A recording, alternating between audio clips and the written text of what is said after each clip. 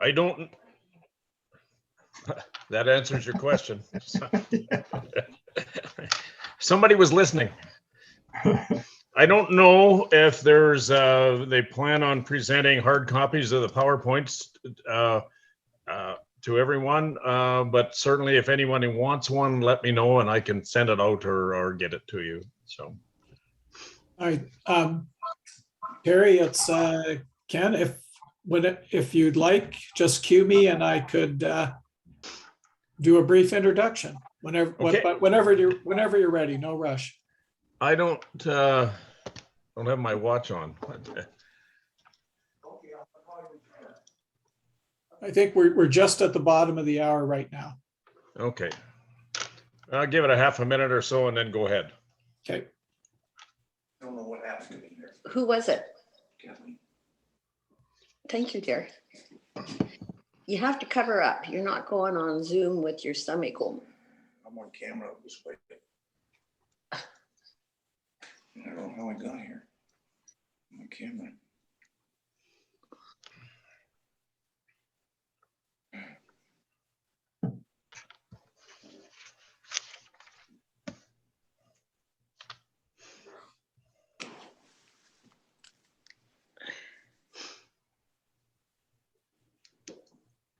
I see you.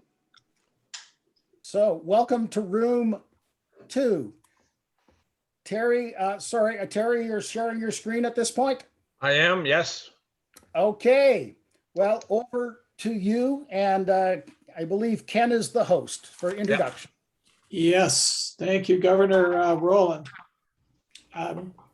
Terry Ross grew up in Moose Jaw and graduated from the University of Saskatchewan with a BCom.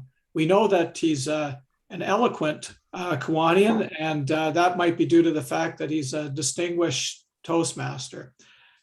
He was the president of the Saskatoon Club from 2001 to 2002, Lieutenant Governor of Division 5 from 2015 to 2018, and our district governor from 2018 to 2019. Terry also has experience with the chair of the Formula Membership Program from 2016 to 2018, has been our membership chair over the past year. And thank you, Terry, for assuming the chair of the newly formed DEI committee. And we look forward to your presentation and this kickoff to the diversity, a focused diversity activity in the Western Canada district. So thank you, Terry. Thank you, Ken. The topic of this is creating diverse clubs in Kiwanis. And why does diversity, equity, and inclusion matter? They're major leadership priorities, and they're going to be more serious in the future than they are now. And just to give you a little bit of history about where Kiwanis stands now, Kiwanis, the parent group, was started in 1914, and in 1915 it changed the name to become Kiwanis. In 1987, they allowed women to join the club. Prior to that, it was a men's only club, and there are still many men's only clubs around without having a, I don't know whether they haven't allowed women or they just haven't attracted them to their clubs.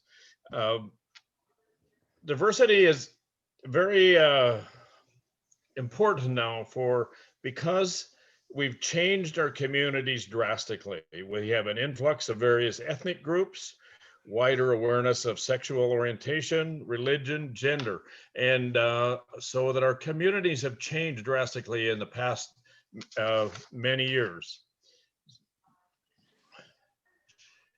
When Kiwanis started, it originally started as a businessmen's networking club, but quickly transformed to the service club that we see today.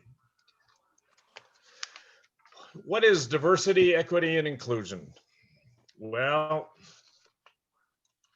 the short answer is diversity is where everyone is invited to the party. Equity means that everyone gets to contribute to the playlist.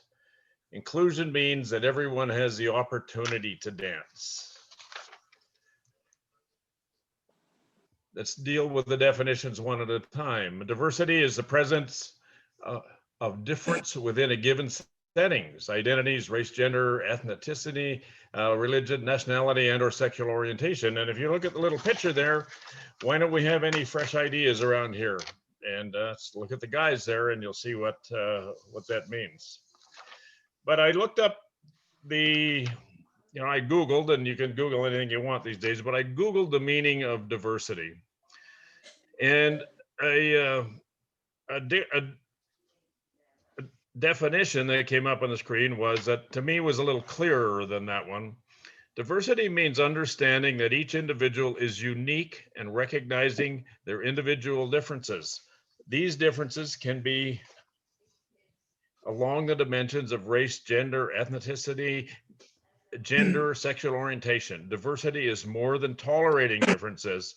It is a set of conscious practices that involve understanding and appreciating the independence of humanity, cultures, and the natural environment, exercising mutual respect for qualities and experience that are different from our own, understanding that diversity includes not only ways of being, but also ways of knowing, understanding that personal, cultural, and institutional discrimination shapes and provides privileges for some while creating and nurturing disadvantages for others. Forging alliances across diversity so that we can work together to destroy all forms of discrimination. And I took that from a website called Byjus, and it was all capital letters BYJUS. And it was just one that I found. Equity is an approach that ensures everyone has access to the same opportunities. It recognizes that advantage and barriers exist, and that as a result, we don't all start from the same spot. Equity is the quality of being fair and impartial in its simplest format. Inclusion is about folks with different ideas, feeling and or being valued, leveraged, and welcomed within a given setting. Not everyone feels welcomed or are valued and are given opportunities to grow within the club. Diversity is being asked to the party. Inclusion is being asked to dance. The Canadian Centre for Diversity and Inclusion state that to be inclusive, you must be free of prejudice and discrimination, and to generate the awareness, dialogue, and action for people to recognize diversity as an asset and not an obstacle. Why is it important? It is important primarily in a leadership aspect, because leaders need to be aware of it. And there's 5 steps for inclusive leadership traits to help grow diverse clubs. First of all is cultural intelligence. Cultural intelligence means valuing cultural differences, including but not limited to beliefs and practices affiliated with race, religion, or sexual orientation, which allows for stronger interpersonal connections. Humility. Possessing humility helps readers practice empathy for members, as they're more easily able to take risks and put personal goals aside for the greater good. And when a leader asks for open feedback on their performance and allows others to see their weaknesses, members are more comfortable sharing personal opinions. A leader should acknowledge bias. Even progressive leaders can have unconscious biases in which they feel more connected to others with similar values or ethnicities. I can never say that word correctly. And lead to premature judgments, favoritism, or groupthink. Leaders need to be aware of their own biases and taking steps to counteract the biases that exclusion does not occur in the club. Curiosity. The leaders want to know more about different worldviews, how different worldviews are formed, and enjoy contemplating different perspectives. These leaders inspire others to open their minds to new ideas and empathize with other club members, as well as to simply learn from peer experiences that may be vastly different from their own. A curious leader excels by adopting a proactive attitude towards diversity instead of reacting after problems arise. The commitment to lead inclusively requires accountability. Leaders must not only create a diverse culture, but also uphold inclusive values and maintain that culture daily. Leaders must also embrace new members' ideas and viewpoints to give them a sense of belonging.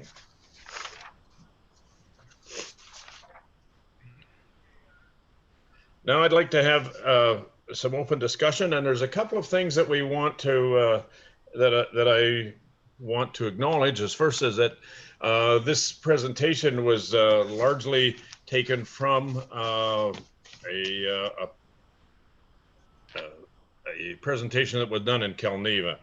I've changed it quite a bit. We have a Diversity, Equity, and Inclusion Committee. Officially starts October the 1st, but we've had one meeting and we're open to questions and answers, and other members of Kiwanis throughout Western Canada. Anyone who wants to participate in the committee can let me know, or if you have members of your club who would be interested in participating, let me know and we'll include them on the committee and work from there. We really had no basis to start with, no kind of baseline to start with. So we did send out a questionnaire to all the club presidents in Western Canada about 10 days ago. And so far I have received 5 responses. Now that's one or two things, is that nobody's reading their emails in the summer, or they don't have a problem, or whatever. But I think that it's been we need to have some idea how big the problem is out here, and what we need to do to work with it and correct it, so that the more people we have on the committee, the better off we'll be. And so that anybody who's interested in participating can let me know, and we'll have them on the committee. Do you have any questions now? I would love to start, if I may. I'm Cecil Hall from the Calgary Chinook Club. Okay. When you do the definition around the diversity, inclusion, and equity, one of the things that jumped out at me, because I realized those are beautiful words and we can actually work through those. The thing that helped me to understand the concept of diversity, equity, and all that is a very simple piece, and that is, my take on it is, if one of my child or one of my kids, let's put it that way, one of my kids decide to, say, get involved with somebody that doesn't look like us. So for example, whatever the person look like, if I can walk around and feel comfortable with that and saying that is okay, it means then that I have worked through the diversity piece. If I struggle with that, it suggests that I do have a problem with diversity and equity, because then all of a sudden, you see, in my culture, we say, come see me and come live with me is two different things. So I can have a lot of friends that look different, but do I invite them into my house? Do I invite them into my family? And so when we start to talk about diversity and equity, I think the underlying piece, that assumption that we need to have is that if one of, and again, I come back, if one of my kids happen to be involved with somebody other than that doesn't look like me, am I okay with it? Or do I fight and say, how dare you? And therefore, at the end of it, it comes down to the situation where I'm saying, well, my grandchildren look like me. And if my grandkids, if I struggle with my grandchildren not looking like me, maybe I haven't figured out that diversity and equity piece. So when I start the conversation around here, I like to start around with that as a frame, because yes, we can talk about the terms, but it's that feeling that is, those are the things that are kind of we have lived with, and very often it's the older people who struggle with that, not the younger ones, if I may say so. Okay, thank you, Cecil. Bob Fleming.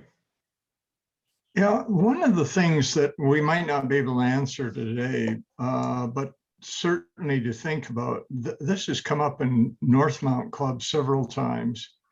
And on the basis that a Kiwanis Club has to reflect the community in which it operates.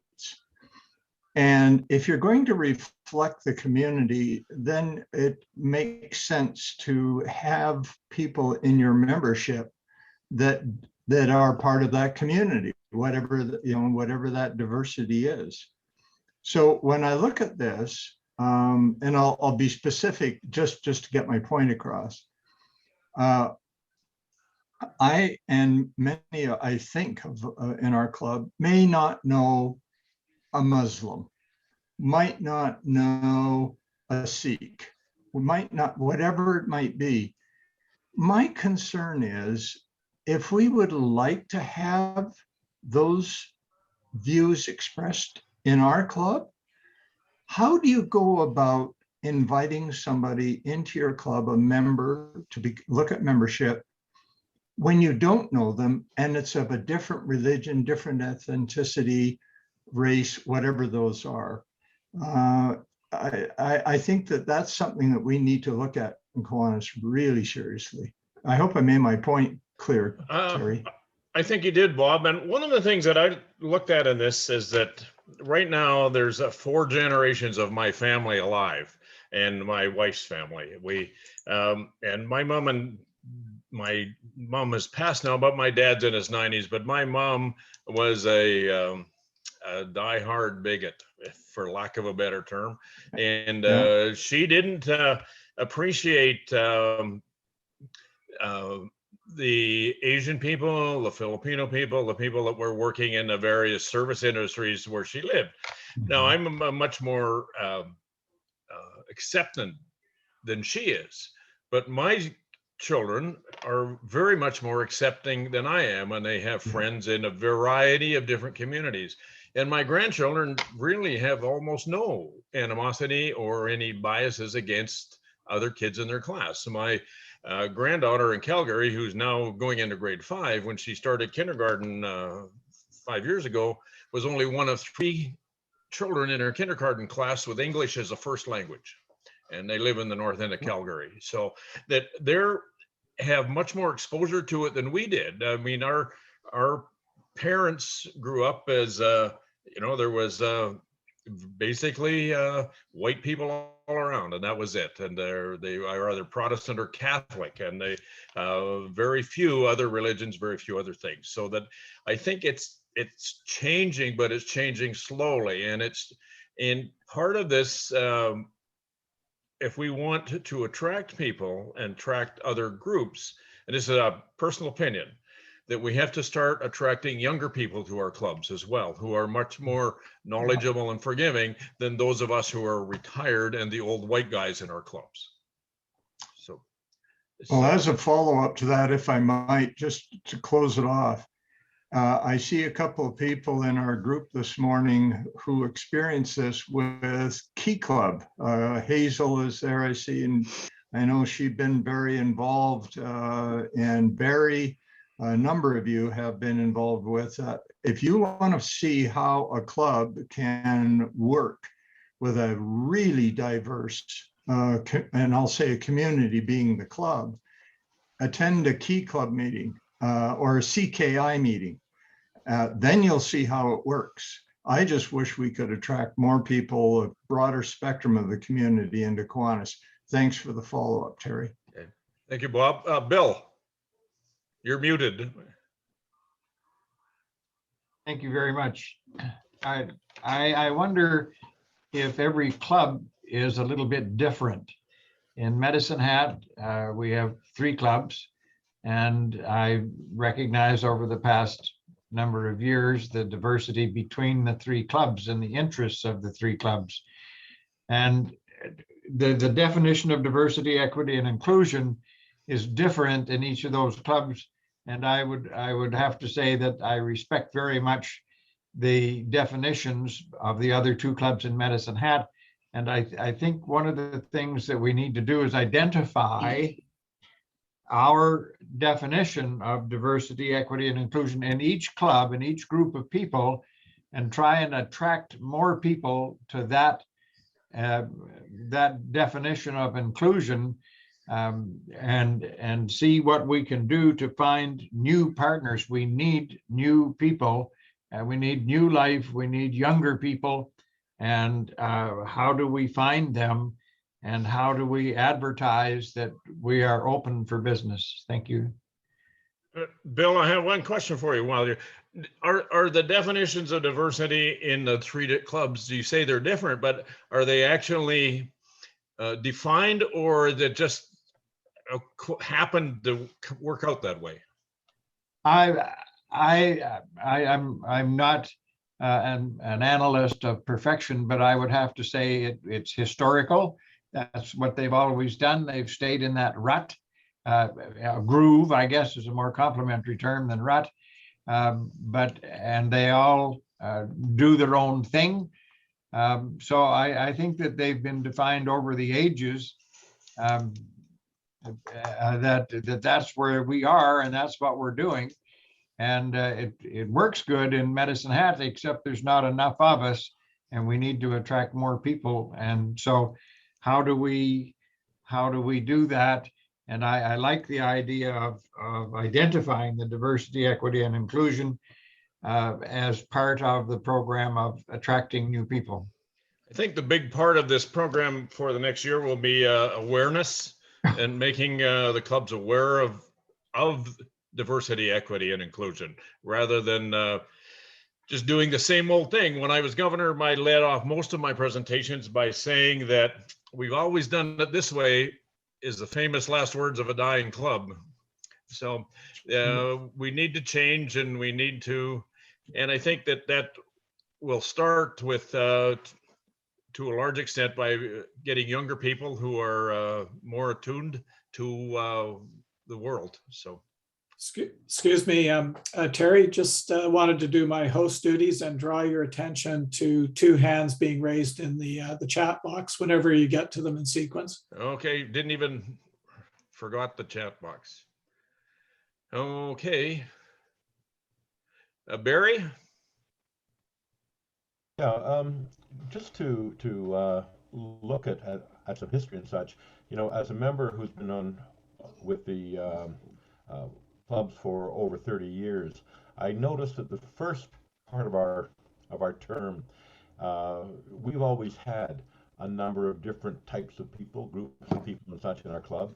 We did bring women in very early in the 80s, and a member of our club was an early governor, a female governor, very early in the process, and we have very clearly defined what we were doing. The problem that we ran into, however, was that we, for a long time, ran into an issue with religion, and it all had to do with the prayer at the beginning of the meeting. Over the years, we've had discussions and arguments over this issue. We had a ministerial meeting once a year where we invited the various clergy to our meeting. It is now a spiritual aims meeting rather than a ministerial meeting to provide a much broader range of people who are involved in different spiritual experiences. But it wasn't really until last year, when we were working with the Zoom, that we were able to sort out the prayer issue. And we had several people who, and I definitely understand, were concerned that if they did not say a prayer at the beginning of the meeting, then they were losing something in their own experience. And as Terry, as you have shown with the opening to our meetings, the secret really is to find a way for them to provide a prayer, even in their own faith, even mentioning their own deities and such, as long as there's a recognition at the very beginning that I invite you to join with me in a moment of prayer or contemplation in whichever way you are comfortable, in whichever background you have, as I, in my faith, start my prayer. And that little bit of addition, that change, and you see it at the Remembrance Day services as well from Ottawa. Rabbi Bulka has made that big change with the chaplaincy in Ottawa. But it simply allows people to say, I need a moment to pray at the beginning of the service, and please, it's not to offend you, but it's to take care of my needs, and I invite you to join with me in whatever way you wish. And that minor change has really made a big difference. And we've had people who were very fundamentalist in their perspective who've said, oh, I can do this. I can be part of this. And it's just those minor changes that provide comfort for all sorts of people in different backgrounds and such. I just wanted to add that to it. Also, Bob, just a comment, the CKI program, we have probably one of the most diverse groups of people among our young CKI membership. If you look at the young folks who are at the universities, wow, there is a template for diversity. There's no question about that. Thanks, Terry. Thanks, Barry. Cecil, you had your hand up. Just I don't know if you guys know about anything about me, but my first involvement in Kiwanis was in Brampton, Ontario. And if you know that, that's the Kiwanis clubs of it's Eastern Canada and the Caribbean, which means then that you have a group of if we can't talk to each other, we're in trouble, right? So that's where I started. That's where my involvement with the Kiwanis started. So I was a bit surprised when I came to Calgary and discovered that when I walk into the room, I was the only one that looked like me. And that was a kind of a shocker. It was like, okay. And then I could see how people were trying to figure out, now, how do I deal with this weird person? And unfortunately for my club, I wasn't going anywhere. So they had to kind of figure a way to cope with me and understand some of my weirdities and some of my absurdity, that type of a thing. But I would suggest, as we're going through here, we can talk about all these variables that we can look at. But I think the notion of diversity begins with us. It has to start here. It can't be a part of a program or anything like that. It has to begin with me. If I am not prepared, it doesn't matter what my programs look like. Because as much as my Caucasian colleagues had to figure me out, I had to sit there like, okay, what's going on here from my perspective? And therefore, it had to be a situation where if I was not comfortable with what was happening, I'm gone. And so the idea then is that by virtue of my involvement and getting in that connection, it's again, my club members had to deal with, especially my time issues, because a lot of the people who are in this kind of environment are very much into the clock, time. I am from an island, and something, we look at the sun, and we look at the sun from that perspective. And later doesn't mean 20 minutes later. Later could be 2 hours later. And so the conversation we're having has had to change. So my group would say, when I say, okay, I'm sure I'm later, they say, Cecil, later as in 7 o'clock, right? And my response is, you see how we start to talk to each other. And if we're not prepared to go there, it doesn't matter what we do about diversity in our groupings. Our youngsters will be okay. Our grouping becomes the challenge. So I'm just throwing that out as something where it begins with me, not with somebody else. And if I am not there, it doesn't matter what anything happens in our clubs, it won't change. Thank you, Cecil. Derek. Thank you, Terry. First of all, I would like to just give you a little bit about my background. Very early on in my life, straight out of university, my wife and I did a 2-year CUSO contract in Malawi in Eastern Central Africa. We picked ourselves up from Canada and we plumped ourselves down on a little tiny island in the middle of nowhere. And I mean the middle of nowhere. This island was part of Malawi, but it was only 5 miles from Mozambique. There was a war going on in Mozambique. We were the only 2 Caucasians on this island for 2 years. To begin with, the first 6 months were pretty rough because there was a huge adjustment to be made. But by the time it was all over, said and done with, I looked at people as, I don't recognize color. I don't recognize religion. I just see another person with another point of view. And that has been a very life-altering experience for me, which I hope that I am bringing forward in our club, because that's the way I see things. I don't see Cecil as a Black man. I just see him as another person. And that's my point of view. And I hope that others can take that and learn from it, because I certainly have.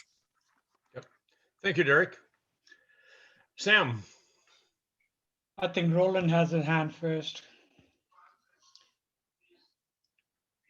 I don't even see Roland there. No. All right, I will give you my experiences. I was born in India, and if you folks know anything about India, there are roughly 3,000 different languages in India. So it's quite difficult to be able to communicate with each other. But at that time when I was there, the national language is English. Now they have changed the national language and they've made it Hindi, and it becomes more convenient to converse with each other.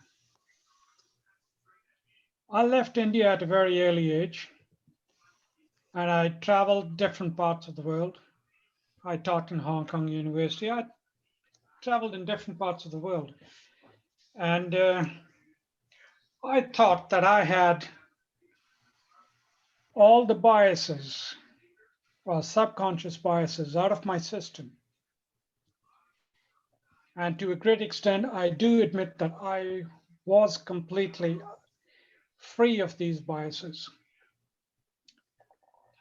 But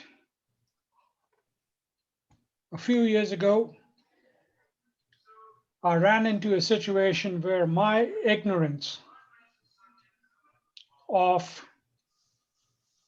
religion created an issue.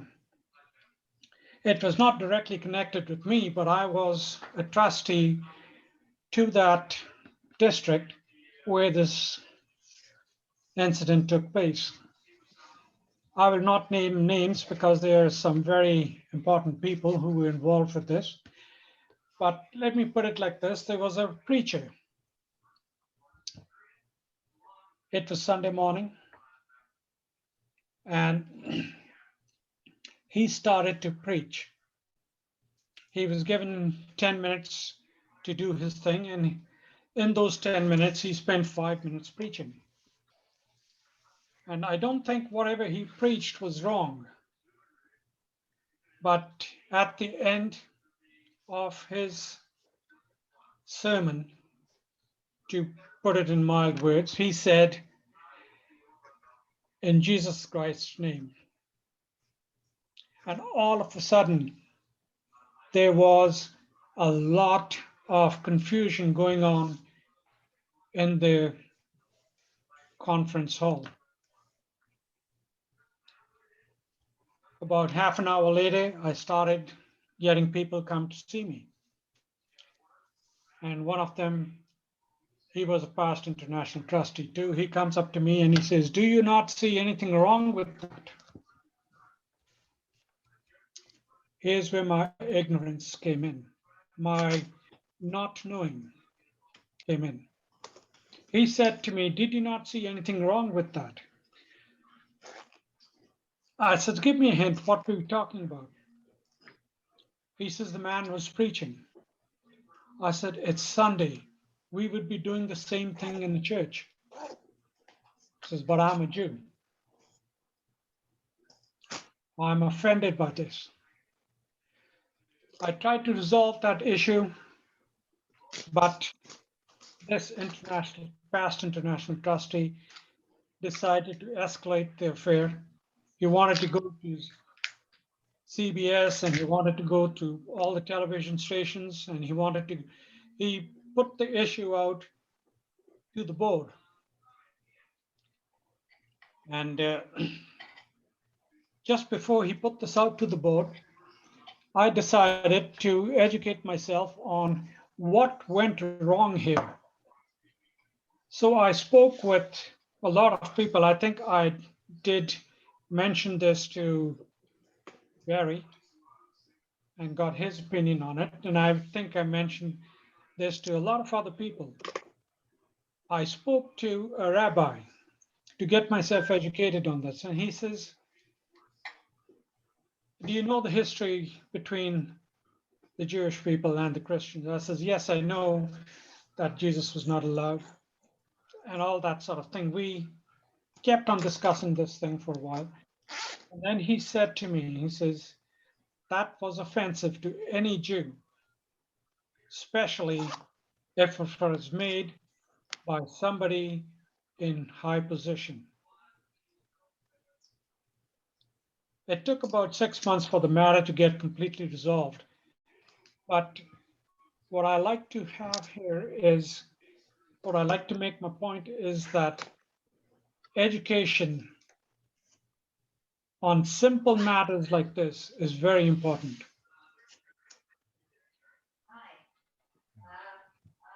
Okay. Thank you. Thank you, Sam. Roland. Thank you. I've just jumped in and I've caught the last couple of minutes of the conversation. And what strikes me, I know, Cecil, it is our personal responsibility.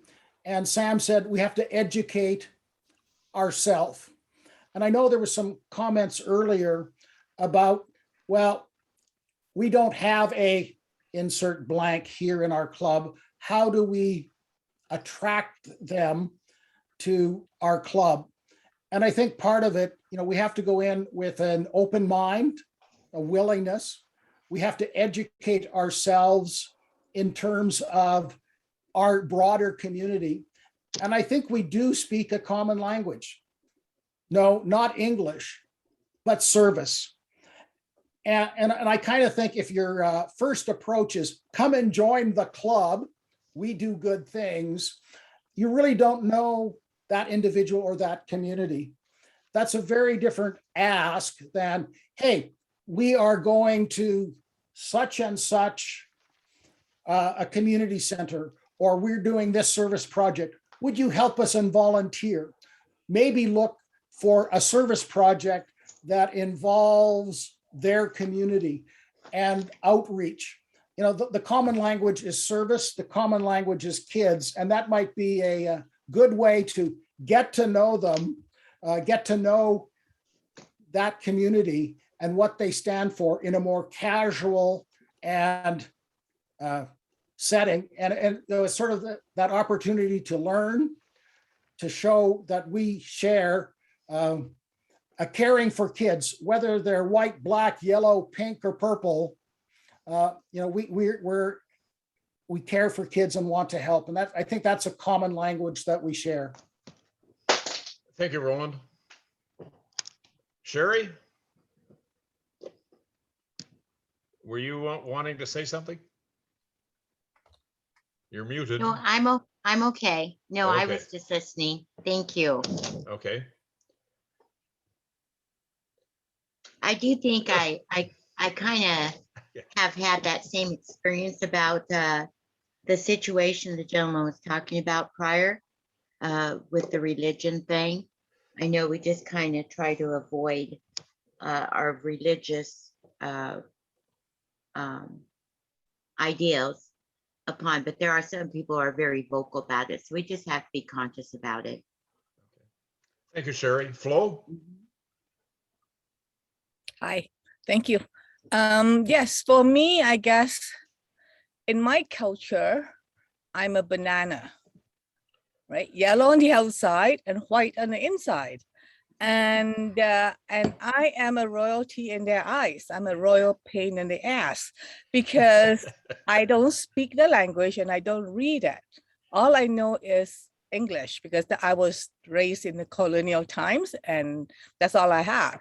So, and yes, I know that a lot of programs that I'm involved in today is based on the color of my skin. Sometimes that's how I see it, but it could be part of what I could qualify for.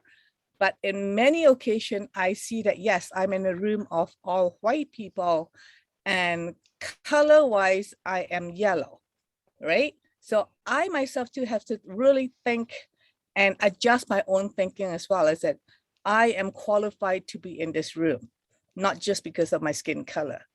And absolutely right, Cecil, right? Today, I mean, our kids are colorblind now. They don't care. But yes, the education is, yes, it's in our age group because we do have that distinction, right? So how do we want to change that mindset or do we just accept them as who they are? But it is a struggle for me personally. Where do I fit in, right? And I'm very happy to be with Kiwanians. Hopefully not because the color of my skin that I'm in the club, but accept me for who I am. So, you know, and that's where the balance needs to be. So thank you. Thank you, Flo. Bill? Is it the responsibility of the respective leaders of the clubs to identify the interests of the members with respect to diversity, equity, and inclusion that excites them? And the leaders then should probably try and attract other like people by using the existing members to bring in those new members to the projects and the priorities of that organization, that particular organization in that particular community. Thank you. Thank you. Well said, Bill. Thank you. Any other comments? I think that a couple of things that kind of stood out today. One was we need education of the broader community. We have a common language in service and kids, and the aspect of diversity, equity, and inclusion is something that we need to create more awareness of within our clubs and within our organization, so that we need to address it and work with it and have it become a part of our everyday life. And it's, as Bill said, it's partly a leadership thing at this today, to get it going and to get it started in the leaders and to make it part of the club mentality to work with diversity, equity, and inclusion, and to make everyone welcome, regardless of who they are. So any other comments? Hearing none, thank you for all for coming. If any of you or any of your club members, I'll give you Derek. Yep. Terry, Derek's got his hand up. Yep. Derek, I'll get to you right away. Okay. If anybody wants to join our committee, let me know. Fine. Derek. Thank you, Terry. One of the things that I have learned, and this goes right back to when I left Canada to go to East Africa for 2 years, is that we never stop learning. During the 2 years that I was outside of Canada, the learning experience was huge. It was life altering. But since coming back to Canada and having lived in Canada for the last 40 some odd years, I still find situations where I find that, okay, I don't know enough about this topic to really talk about it or to react to it intelligently, because I'm ignorant of what's going on here. And then that just points out to me that you better go find out what you need to know about this so that you can react to it in an intelligent manner. And that's the points that Sam was making, I couldn't agree with more. We have to continue to educate ourselves so that we can deal with all of these diversity issues that will continue to keep coming up. Religion is only one. There are so many more. Thank you. Thank you, Derek. Any other comments? Hearing none, thank you all for participating today and having a very, very good discussion. And we'll look forward to Steve. Gary, can you send out your contact information for those people that would like to join your diversity club, just so that they have that contact? Okay. Roland, how will we do that? I'm assuming that we'll send out something for the whole group. Yeah, maybe what we will do is we will send out probably in the next club executive newsletter. We'll attach Terry's presentation and his contact information as well. So you'll have the obviously the recording, the presentation, and Terry's contact information. We'll take that on. Okay, thank you, Roland. Thank you, Terry, for an excellent session, and thank you everyone for a great discussion. This is very exciting, and I think hopefully takes fire as we move on into the next club year. Just wanted to remind people that we're in the digital world, and if you want to go hang out in the lobby, that's breakout room 3 until the next session starts in 15 minutes. And in breakout room 1, we have put fun and excitement into your club's equation, and that will be a session led by Ron Goslin. And in breakout 2, we'll be dealing with generational differences. It'll feature some video content from Dylan Kalkhurst, and then we'll have a short time to discuss the implications of generational differences and how we need to adjust if we're going to attract different generational groups to our clubs and be a group of more just a collection of baby boomers. So thank you, everyone. We'll maybe see some of you in breakout room 3, and then you can choose room 1 or 2. But again, excellent discussion. Thank you. So if you want to go into the lobby, if you click on the breakout rooms icon, you should see yourself and your name in room 2, and you can move to either lobby, room 1 or room 2. So if you want to go to the lobby for just gentle chats, room 1 and 2 are open. You may catch the end of their discussion or just hang out there. The next sessions start in 15 minutes. If you're having some problems moving, I think Ken and I can both help you by moving you to those rooms if you're having a challenge.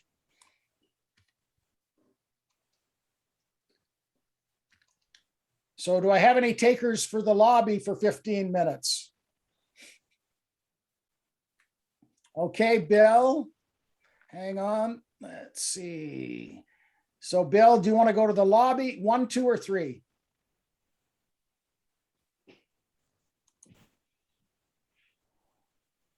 Two. You're already in 2, so just stay here. Peter, where do you want to go? Thank you. I'll stay in 2. Okay. Flo, you can stay in 2, or do you want to go to 1, or just hang out in the lobby for a few minutes? Oops. I'll go to the lobby for a bit. I can't get out. I can't go anywhere though. Thank you. You can't go anywhere. Not letting me. Yeah, okay. So Ken, I don't know, do you want to go to the lobby, or you I think you're speaking next, so you'll stay here. Yeah, I'll just stay where I am. Okay, so Dennis, Sherry, Rick, leave you in this room, in this breakout room, or do you want to go to the lobby and then come back? This is Sherry. I'll stay in this room. Okay.